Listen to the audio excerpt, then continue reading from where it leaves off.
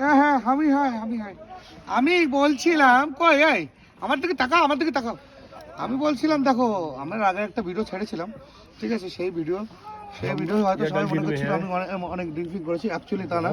আমার একটা ভিতরের আত্মা কথা বলছিল, ঠিক আছে? একদম মজা এসে গেছে।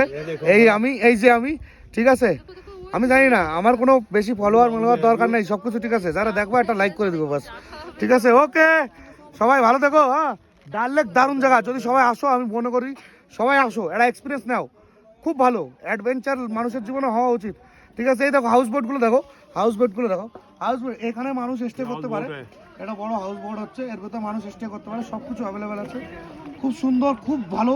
কাশ্মীর হচ্ছে স্বর্গ বলেছে না, ভগবান সত্যি স্বর্গ এখানে বসিয়ে দিয়েছে, ঠিক আছে? প্রত্যেকটা দেশের এর প্রতি এত টান কেন আমি বুঝে ফেলেছি।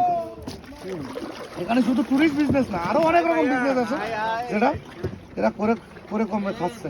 যাই হোক, ভিডিওটা আমরা শেষ করছি, দেখা হবে আমার পরের ভিডিওতে।